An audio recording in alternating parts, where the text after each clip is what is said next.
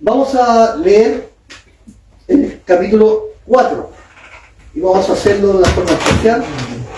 Como hoy leía todos los capítulos, hoy día también vamos a leer, son pocos capítulos, ¿ya?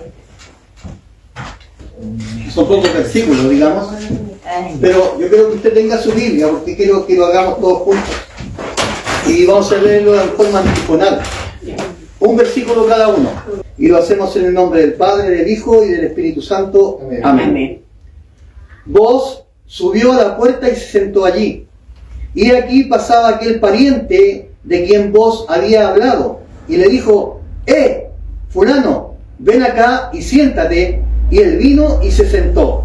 Entonces se tomó a 10 varones de los ancianos de la ciudad y dijo: sentaos aquí, y ellos se sentaron. Luego dijo el pariente, Noemí, que ha vuelto del campo de Moab: vende una parte de las tierras que tuvo nuestro hermano Elimelech.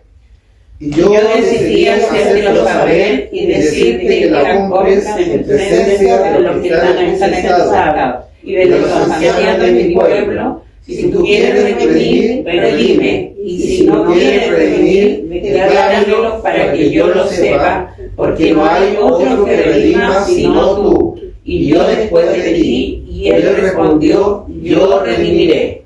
Entonces replicó vos: el mismo día que compres las tierras de mano de Noemí, debes tomar también a Ruth, la moabita, mujer del difunto, para que restaures el nombre del muerto sobre su posesión.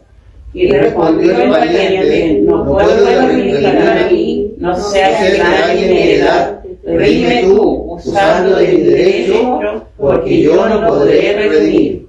Había ya desde hacía tiempo esta costumbre en Israel tocante a la redención y al contrato, que para la confirmación de cualquier negocio, el uno se quitaba el zapato y lo daba a su compañero, y esto servía de testimonio en Israel.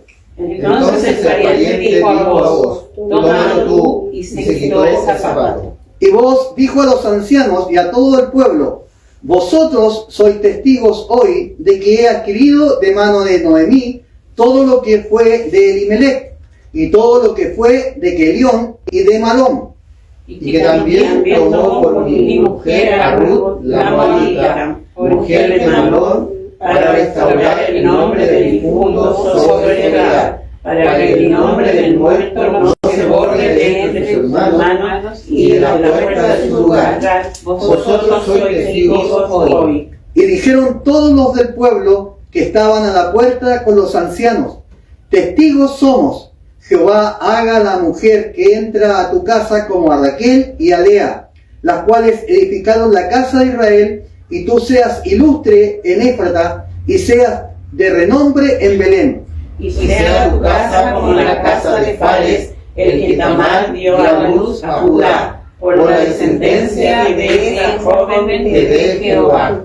Vos pues tomó a Ruth, y ella fue su mujer, y se llevó a ella, y Jehová le dio que concediese y diese a luz un hijo. Y la mujer decía a Noemí: loado sea Jehová, que hizo que nos faltase hoy pariente, cuyo nombre será celebrado en Israel. El cual será restaurador de tu alma y sustentará tu vejez, pues tu nuera, que te ama, lo ha dado a luz, y ella es de más valor para ti que 7 hijos.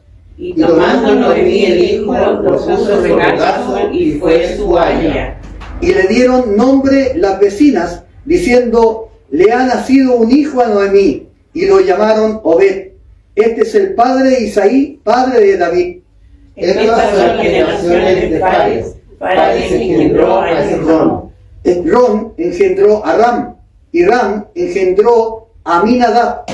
Aminadab engendró a Naasón, y Naasón engendró a Salmón. Salmón engendró a Boz, y Boz engendró a Obed. Todos. Obed engendró a Isaí, y Isaí engendró a David. Amado Dios y bendito Padre Celestial, hemos leído, Señor, este capítulo tan especial, Señor, con el cual culminamos, Señor amado, esta preciosa historia de amor. Amén. Que usted dejó, Dios mío, aquí en su palabra. Amén. Gracias, Señor, por todo lo que usted nos ha entregado hasta hoy. Y esperamos, Señor, que su Espíritu Santo siga, Dios mío, motivándonos, Señor. Amén. Siga haciendo, Señor, ese propósito especial en cada uno de nosotros para que podamos adquirir esto tan preciado, Señor, a través de esto tan especial que nos entrega. Amén. Bendiga su palabra, Dios mío, y usted, Señor, coloque en nuestras vidas esa gracia, esa sabiduría, ese sazón del cielo que solamente usted puede poner. Gracias, amado Dios, su bendición sea en el nombre de Jesucristo. Amén. Amén. Gloria a Dios, gloria a Dios, gloria a Dios para siempre. Acá, haciendo quizás un mero recuento, ahí encontramos un mapa en el cual vemos, en el capítulo 1, recordamos qué pasó con Noemí. Hubo hambre ahí en Belén, ¿ya? Sí. Nos situamos en Belén primero, ¿ya? Y habiendo hambre, ella decide, ¿ya?, tomar a sus hijos, a su esposo y a sus hijos, irse a Moab, al lugar que dice ir a Areset, hacia ese lugar, ¿ya? Ahí estuvo 10 años. 10 años. Después de 10 años, dice que en todo ese periodo ella perdió a su esposo, ¿ya? Sus hijos se casaron con moabitas, ¿ya? Y sus hijos también murieron. Y ella decide retornar a Belén. Y ahí está la línea esa roja que va de retorno hacia Belén. Y ahí retorna nuevamente. Y ahí es cuando ella dice a los que la conocían, porque hubo gente que la conocía, ¿ya? Y ella llegó y quizás muchos se alegraron de verla. ¡Ah, Noemí, bien! Ya no me llamen más Noemí, sino que díganme mal, porque vengo con mucha amargura. Me fui con una esperanza, pero ahora llego vacía, ¿ya? Y solamente su nuera Ruth la acompañó.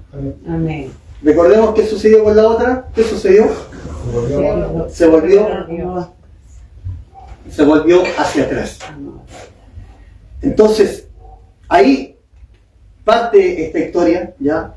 Y hemos recorrido los capítulos 2 y 3, capítulos realmente especiales en los cuales Dios nos enseñó. Ahí el capítulo 2 como Ruth, muchos dicen casualidad, pero para Dios no hay casualidad, ¿ya? Sino que todo es un plan de Dios. Amén. Muchas veces aquellas cosas que pensamos que hoy algo tan casual que me pasó, pero no es casual, porque todo está encaminado por Dios. Amén. En el capítulo 2 dice que Ruth recoge espigas en el campo de Booz, ¿ya? Ahí llegó hasta ese lugar. En el capítulo 3 vimos cómo se desarrolla ya esta historia, ¿ya? Vemos a un Booz que mira a Ruth y se siente cautivada, no sé, tiene que haber sido muy bonita Ruth, ¿ah? O no sé cómo habrá sido, pero lo único que sé es que Booz quedó pero encantado con ella, la vio trabajar ahí y puso sus ojos y dijo, ¿y quién es esa? Y ahí le contaron toda la historia, ¿ya? No, esa es la mujer que venía con Noemí. También vos sabías la historia. Esa es una mujer que dejó su tierra y se vino con su suegra. Y algo empezó a formar en el corazón de vos. Y aquí en el capítulo 3 vemos cómo se produce esto tan especial del momento en que Ruth, ¿ya?, comienza a desarrollar un plan especial, ¿ya?, un plan diseñado por Dios. Y en el capítulo 4 vemos ya, y podemos colocarle como un título, dice el tema central: Dios redime, restaura y escribe tu nombre en su historia. Eso es lo que sucedió con Ruth. Fue redimida, ¿ya? Fue restaurada. Noemí fue restaurada, ¿ya? Ya yo creo que esa tristeza con la cual llegó a Belén después de regresar de allá, hasta que este momento, yo creo que era pura alegría, hermano. Era puro gozo. Y dice que escribe tu nombre en su historia. Es lo mismo que el Señor ha hecho con cada uno de nosotros. Este proceso que Dios hizo en Ruth, lo podemos ver reflejado en su vida y en mi vida. Amén. Porque yo puedo decir que un día Dios me redimió, Amén. Él pagó el precio de mi pecado. Yo era un pecador. Sigo siendo pecador. Pero lo importante es que el Señor tiene esa cobertura especial. Recuerde usted que el pecado no es algo que usted está afuera, está aquí. Es inherente en el hombre. Pero Dios nos da eso especial, esa cobertura especial. Su Espíritu Santo dice que encamina nuestros pasos. Y fuimos redimidos. Hemos sido restaurados. Amén. Y el Señor dice que escribió un nombre nuevo a usted y a mí. Mire qué hermoso, hermano, de poder saber. El texto clave de este capítulo 4 se encuentra en Ruth, capítulo 4, versículo 14, y dice: y las mujeres decían a Noemí: loado sea Jehová, que hizo que no te faltase hoy Redentor. Qué hermoso, hermano. Qué hermoso, yo creo que resonaron estas palabras para esa Noemí. Esa mala, esa amargada, esa triste que llegó sola, perdió a sus hijos, perdió a su esposo, lo había perdido todo. Pero que el Señor la restaura. Amén. Y ocupa a una mujer que quizás no tenía derecho a nada. No tenía derecho porque era una moabita. Y no podía tener una relación con un israelita. Era pecado. Pero miren cómo hace Dios. Y aquí vemos cómo en la estructura literaria de este libro dice que hay 13 escenas que son bastante especiales. Del versículo 1 al versículo 6, que nosotros lo hemos leído, dice que está el tribunal. Del versículo 7 al versículo 12 está la boda. Ahí hay un casamiento. Y del versículo 13 al 22 está la genealogía. Qué hermoso, hermano, cuando nosotros entendemos de que hay un Dios especial para usted y para mí. Amén. Hay un pariente cercano, ¿ya? Porque aquí habla del pariente cercano. Recordemos que es lo que nos decía la palabra. Dice que vos subió a la puerta y se sentó allí. Y yo quedé pensando, bueno, la puerta, ¿qué? La puerta. Será una puerta de la casa, ¿ya? Una puerta de entrada, algo. Sabemos que las puertas son de entrada. Pero imagínense que vos subió a la puerta. Entonces, acá vamos a ver. Ahí, lo que es una puerta de la ciudad, ¿ya? En la puerta de la ciudad, ahí ocurrían muchos eventos especiales. Había un momento en que habían juicios públicos en la puerta de la ciudad. O sea, no era un lugar cualquiera, era un lugar estratégico, donde se realizaban juicios públicos, acuerdos legales, y ahí están los testigos y ancianos. Ahí vemos testigos, ¿ya? Espero que lo pueda ver, ¿ya? Hay testigos, hay ancianos, ¿ya? Y ahí está la entrada principal. A este costado, acá está el mercado, que era un punto de comercio, era un lugar de encuentro, era un centro de noticias, era como el periódico, entrar por la puerta. Entonces, hasta ese lugar, hasta esa puerta, llegó vos. Y dice que él ahí esperaba a alguien. ¿A quién esperaba? A ese pariente que era el que le correspondía, ya, redimir. A él no le, era la segunda opción, era la última opción que tenía. Pero había una opción más cercana, que era ese pariente. Mire, me llamó la atención, ¿ya? El que lo llamara fulano, ¿ya? Y aquí expresa muy bien el escritor. El escritor escribió eso, fulano, ¿ya? Pero ¿usted cree que vos no le sabía el nombre al pariente? Sí, lo sabía, obviamente que sí. Pero el escritor, ¿qué quiso dejar? Una evidencia de que ese hombre no fue capaz de redimir y perdió algo especial. Lo perdió esa oportunidad. Entonces, ¿cómo iba a ser mencionado con su nombre? Quizás qué nombre tendría, ¿ya? Y que quedara escrito su nombre. Así que el escritor, ¿ya? Lo llamó de fulano. Y aquí le dice: y aquí pasaba aquel pariente de quien vos había hablado. ya le había dicho hay un pariente más cercano que yo. ¿Ya? Pero imagínense lo que vos estabas jugando con el especial, porque él estaba enamoradísimo de Ruth. Él lo único que quería era casarse con Ruth. Y dice, y le dijo, fulano, ven acá y siéntate. ¿Ya? Y dice, y él vino y se sentó. Ahí se sentó en el lugar donde lo vemos nosotros. ¿Ya? Vos subió, el capítulo anterior nos deja en un punto dramático. Ruth y Boaz obviamente estaban enamorados y querían casarse, con Boaz ejerciendo el derecho de Goel. ¿Qué es lo que era el Goel? Era él pariente redentor, aquel que podía redimir.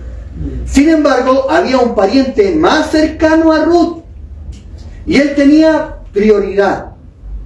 Y ahí hay una pregunta: ¿reclamaría el derecho de pariente redentor sobre Ruth y evitaría que ella y vos estuvieran juntos? Ahí se creó como una pregunta. ¿Qué hubiese pasado si este pariente acepta redimir? El pobre vos, ¿cómo le quedó? Pero acá hay un plan perfecto de Dios. Amén. Sí. Lo que hace Dios es perfecto. Sí, amén. Él no hace nada sin que vaya a algo especial. Por eso es que cuántas veces nos cuesta creer en Dios, nos cuesta confiar en Dios, nos cuesta esperar en Dios. Sí, amén. El Señor nos ayuda. Vos subió la puerta de la ciudad siempre era el lugar donde se sentaban los hombres, estimados y honorables de la ciudad. Para una ciudad antigua en Israel, era una combinación de una cámara de consejo de la ciudad y una sala de audiencia. Ahí vemos la puerta, ¿ya? Para que ahí usted se vaya con esa imagen de lo que es la puerta de la ciudad. El significado de la puerta de la ciudad en la antigüedad, la puerta no era solo un acceso, no era una cosa solamente para entrar. Funcionaba como la plaza pública. Es como ir a la plaza, no sé, o de armas. Hay bastante bullicio, hay comercio, hay de todo encuentro ahí. ¿Ah? Ahí estaba el juzgado y el centro comercial. Ahí estaba lo máximo. Era un lugar legal. Allí se sentaban los ancianos y líderes para actuar como jueces oficiales. Era un lugar de testigos públicos. Ahí dice, ¿a cuántos testigos llamó vos para esta cena? ¿Se recuerda usted, no? ¿A cuántos? A 10. 10 testigos. Como a 10 testigos. Usted dio acompañó. Y los llamó y los llevó hacia la puerta. Cualquier trato hecho aquí quedaba registrado ante toda la comunidad. O sea, lo que sucedía ahí en esa puerta, en esa entrada de esa puerta, era algo legítimo. Y no había nada que hacer. ¿Cuál fue la estrategia de Boaz? Se sentó allí porque sabía que el pariente más cercano, el redentor prioritario, ¿ya?, pasaría por ese punto obligado. O sea, esa persona tenía que pasar por ahí. Y dice, pasaba aquel pariente de quien Boaz había hablado. Boaz sorprendió a Ruth ahí en Ruth 3:12, ya lo que nuestro hermano Boris también predicó el lunes, diciéndole que había un pariente más cercano que él. Ahí en ese versículo Boaz le dice, hay un pariente más cercano que tú. Debido a que Ruth había regresado tranquilamente a casa por instrucción de Boaz, después de estar en la era, el acercamiento de Boaz a este pariente más cercano fue planeado con una completa sorpresa para el otro hombre. Fue como algo sorpresa, que le dijeron, hey, fulano, ven, siéntate. Jaimito, no sé cómo se habrá llamado, ¿ya? Aquí dice, fulano, ven acá y siéntate. Literalmente, en el hebreo antiguo, cuando vos saluda al pariente más cercano, lo llamó señor fulano de tal. ¿Ya? El escritor de Ruth nunca identificó el nombre del pariente más cercano, porque no era digno de honor. Se negó a cumplir con sus obligaciones como pariente más cercano a Ruth. Por eso que quedó estipulado acá. Es fulano. No fue digno de que aquí, en la palabra de Dios, se ocupara ese nombre. Sin duda vos conocía su nombre y lo llamó por él. pero es omitido por el escritor, en parte porque era innecesario saberlo, y principalmente en forma de desprecio, como es costumbre y como es justo, castigo sobre él, porque el que no conserva el nombre de su hermano pierde el suyo y queda sepultado en la tumba del olvido perpetuo. Mire lo que se llegó a este pobre hombre, al negarse. Y él no se negó porque él quiso, o sea, se negó por temor. Por temor, hermano. ¿Quién no hubiese querido él hacerse la tierra de Noemí? Yo creo que sí, pero hubo algo que lo atajó. ¿Ya? Vos le pide al pariente más cercano que redima la tierra de Noemí y Elimelech. Noemí vende una parte de las tierras. El deber del Goel, el pariente redentor, era más que el deber de preservar el nombre de la familia de su hermano en Israel. También era mantener la tierra asignada a los miembros del clan dentro del clan. Cuando Israel entró en la tierra prometida durante los días de Josué, la tierra se dividió entre las tribus y luego entre los grupos familiares. Dios tenía la intención de que la tierra permaneciera dentro de esas tribus y grupos familiares, para que la tierra nunca pudiera venderse permanentemente. Cada 50 años tenía que ser devuelta al grupo familiar original. Y eso está en Levíticos capítulo 28, capítulo 25, del versículo 8 al 17, para que usted guarde esa referencia y después la pueda leer. Pero 50 años es mucho tiempo. Entonces Dios hizo provisión para la tierra que era vendida, para que el pariente redentor pudiera redimirla de nuevo a la familia. Nuevamente el pariente redentor tenía la responsabilidad de proteger a las personas, a la propiedad y a la posteridad de la familia extendida. Y todos estos deberes iban juntos. O sea, había una responsabilidad. ¿Cuál era la responsabilidad? ¿Cuál era la ley del redentor, del Goel? La ley de Moisés protegía las tierras familiares. Si un hombre moría sin hijos, el pariente más cercano debía comprar la tierra y casarse con la viuda para continuar el linaje. Esa es la responsabilidad del redentor. El conflicto. El pariente anónimo quería comprar la tierra de Noemí, pero cuando vos le advirtió que también debía casarse con Ruth, la moabita, y eso lo deja bien estimulado, ¿eh? Ruth, la moabita, el hombre la moabita. El hombre se echó atrás, temía arruinar su propia herencia. Mire qué terrible, ¿eh? El hombre pensó, no, yo me caso con esta mujer, yo libre. No, para mí es como una maldición. Eso pensó el hombre. El pariente más cercano declinó su derecho de redención. No puedo redimir para mí. Aunque sea grandioso recibir la propiedad asociada con Ruth, el pariente más cercano sabía que llevar a Ruth a su casa y criar a sus hijos dañaría su propia heredad. Porque estaba obligado a que si se casaba tenía que engendrar hijos. Y ese hijo iba a tener derecho. Mira, no sea que dañe mi heredad. Probablemente el hombre había tenido hijos que ya habían recibido su herencia de tierras. El problema de dividir esta herencia entre los futuros hijos que tendría con Ruth era más de lo que quería afrontar. Además, sin duda, el hombre estaba casado y sabía que sería incómodo, ¿ya?, llevar a casa a Ruth como esposa número 2. Hubo una ceremonia, hermano. Y esto fue una ceremonia muy especial. A mí me llamaba la atención, ¿eh? ¿Qué pasaría si hubiera al compromiso matrimonio, ¿eh? Llegáramos allá y tuviéramos que sacar los zapatos y dárselas a todos, ¿eh? Pero todo tenía un significado, hermano, ¿ya? Esta era la ceremonia para documentar los acuerdos. Con esto quedaba documentado, era como la firma, la rúbrica, ¿ya? Había ya desde hacía tiempo esta costumbre en Israel. Y esa costumbre está en Deuteronomio, capítulo 25, versículos 5 al 10. Para que usted ahí lo tenga y después lo pueda buscar. No son cosas que se inventaron, sino que estaban estimulados. allá en la ley. En esa ley que el Señor vio, estaban establecidas. Describe la ceremonia realizada cuando un pariente declinaba su responsabilidad. El que se negaba se quitaba una sandalia y la mujer a la que se negaba a honrar le escupía en la cara. Oye, terrible, ¿eh? Aquí no sucedió eso, ¿ah? No sucedió eso aquí en este cuadro que nosotros vemos, porque ahí Ruth no estaba, ¿ya? Pero sí el asunto de la sandalia. Pero en este caso, como no había falta de honor de por medio, solo hicieron la parte de la ceremonia de la sandalia. Tómalo tú, dijo.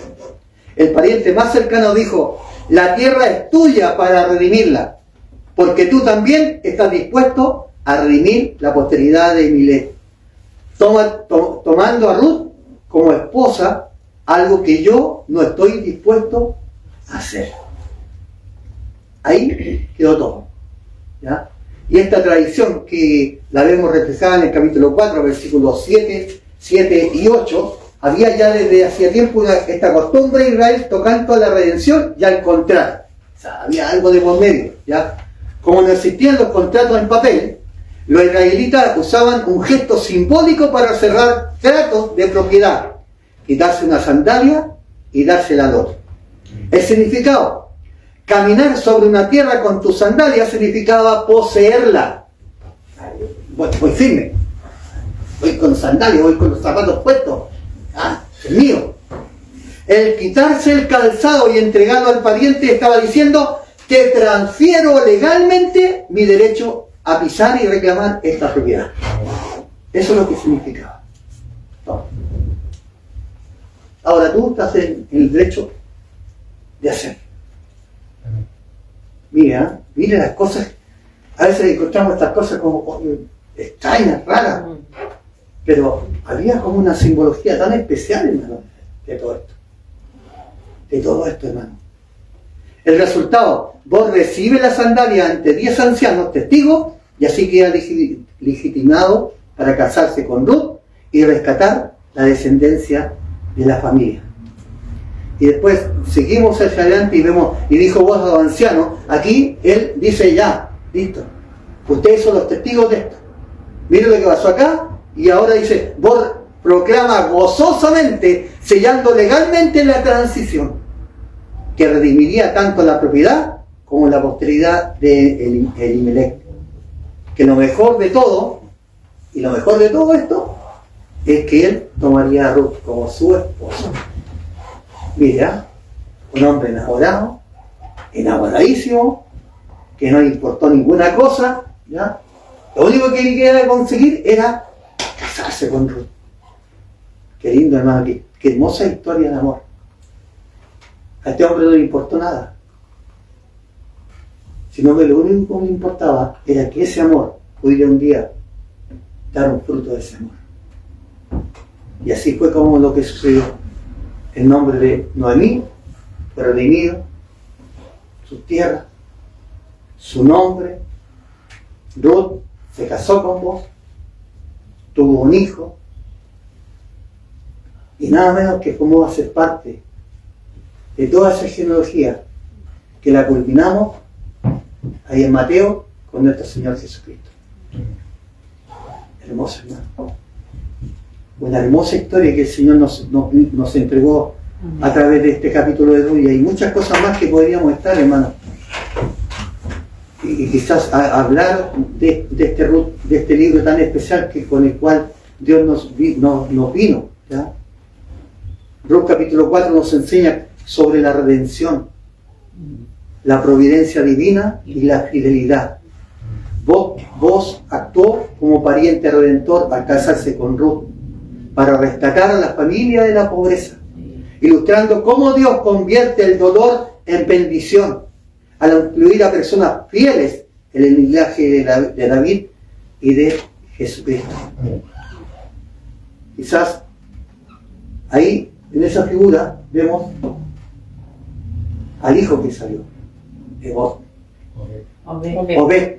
Vemos cómo este hijo nació de una historia marcada por la gracia. en Ruth capítulo 4, del versículo 13 al 17. Fue restauración para Noemí, en Ruth capítulo 4, versículo 14 y 15. Fue abuelo del rey David, Ruth capítulo 4, versículo 17. Y Obed aparece en la genealogía de Jesús. Eso está en Mateo capítulo 1, versículos 5 y 6. Y para culminar, yo le invitaré a que busque usted Isaías 54. Es un versículo que lo vamos a tener cada uno de nosotros, hermanos, como algo especial, porque aquí está esta historia condensada. Capítulo 54, del versículo 4 al versículo 8. Hermana Isabel, léame el versículo 4. 54, versículo 4. Búsquenlo todo, porque vamos a leer un versículo. Sí. No temas, pues no serás confundida, y no te avergüences, porque no serás afrentada, sino que te olvidarás de la vergüenza de tu juventud y de la afrenta de tu viudez, no tendrás más memoria. Hermana Paula, léame el versículo 5. Porque tu marido es tu hacedor, Jehová de los ejércitos es su nombre, y tu Redentor, el Santo de Israel, Dios de toda la tierra, será llamado. Hermana Nelly, léame el 6. Porque como a mujer abandonada y triste de espíritu te llamó Jehová, y como a la esposa de la juventud que repudiara, dijo el Dios suyo. Hermano, hoy versículos 7 y 8. Por un breve momento te abandoné, pero te recogeré con grandes misericordias. Con un poco de ira escondí mi rostro de ti por un momento, pero con misericordia eterna tendré compasión de ti, dice Jehová tu Redentor. Amén. Esto es lo que el Señor ha hecho con cada uno de nosotros. Amén. Que estos versículos queden ahí, inscritos en nuestro corazón. Amén. Que el Señor, como nos dice en esta noche, lo primero que nos dice, no temas. Amén. No tengamos temor, hermano. Bien. Sufrimos. Sí, sufrimos. ¿Noemí sufrió? Sí, sufrió. Lloró, lloró.